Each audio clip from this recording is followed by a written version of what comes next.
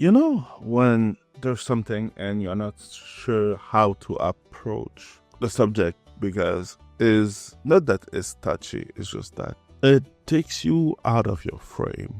That's the best way I can explain the way that I see South of Midnight. So from what I understand, South of Midnight is a game from the South. So everything that's from Louisiana and everything. And I will explain it the way that I understand with the proof that I do understand and my dilemma with this game.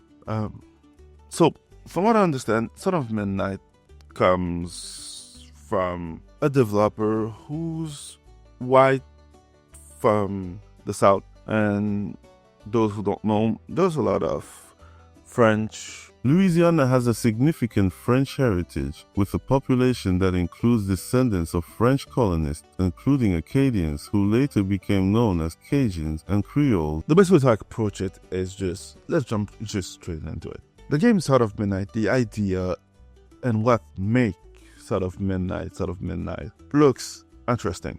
Okay, it's one of those games where you see it and you're like, God damn, it looks good. Not in that sense, more in the sense that it looks different. It's a new title. You're kind of interested, but something is telling you that this game is not it. Then the connection with Sweet Baby Inc. come out.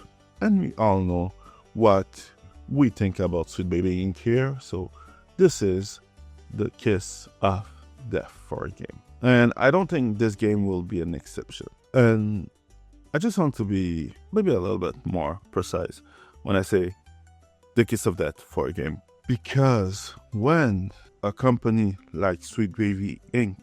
comes in to play, a lot of resources who could have been brought to the game to improve everything else is wasted on consulting.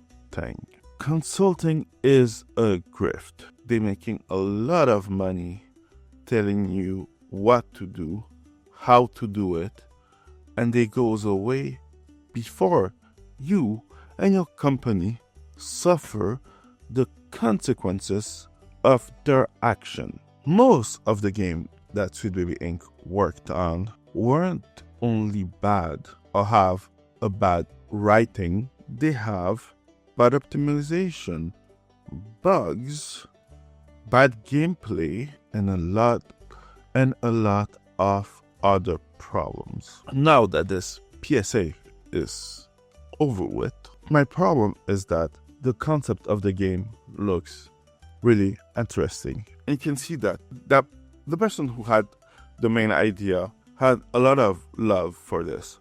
So for what I understand, I'm sorry if I'm all over the place. So from what I understand, South of Midnight was the brainchild of someone from Louisiana who's white. So the idea and the protagonist was white. And they switch it. And the biggest problem, in my opinion, is that they will make it about race. On a project where they had an all-white cast and they expressed their desire, like, okay, we need to mix it up a bit.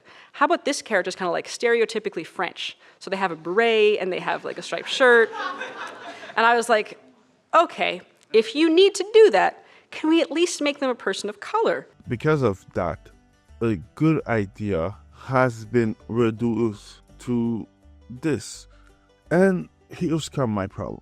I did explain all of this to say that I'm still interested to see what could have been, what this game could have been if they didn't waste money on Sweet Baby, if they could have followed the idea of the person who worked on it. Because the way that I see it, the idea reminds me of a game of my childhood, For the Wings, and it looks fun. I have some nostalgia, so I'm kind of in this nostalgia limbo, in which I already know that this game gonna be lukewarm at best and trash at worst. And yes, I already made my idea. And yes, I will play this game on stream. One thing that we'll never know is if this game could have become one of those great franchises that get out of the bundle of mediocre game like Alice in Madness, Return, and Alice from American McGee, or the other games like that, because they didn't even give it a chance.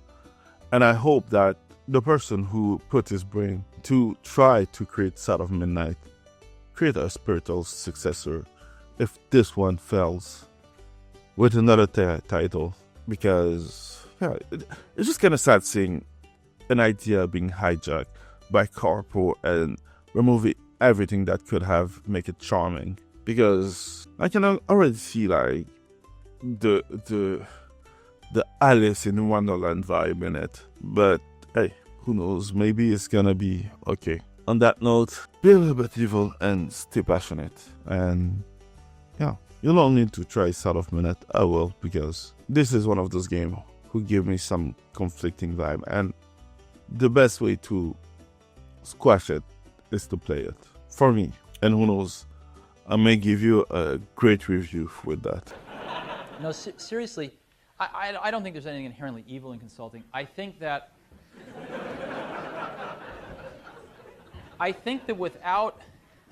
without owning something over an extended period of time, like a few years, where one has a chance to take responsibility for one's recommendations, where one has to see one's recommendations through all action stages and accumulate scar tissue for the mistakes and pick oneself up off the ground and dust oneself off, one learns a fraction of what one can. You're coming in and making recommendations and not owning the results, not owning the implementation, I think is a fraction of the value and a fraction of the opportunity to learn and get better. And so what you do get a broad cut at companies, but it's very thin. It's like a picture of a, I could use, I'm a vegetarian so I won't use steak, but it's like a picture of a banana. You might get a very accurate picture, but it's only two-dimensional. And without the experience of actually doing it, you never get three-dimensional. So you might have a lot of pictures on your walls. You can show it off to your friends. You can say, look, I've worked in bananas, I've worked in peaches, I've worked in grapes, but you never really taste it. And I think that's what I think.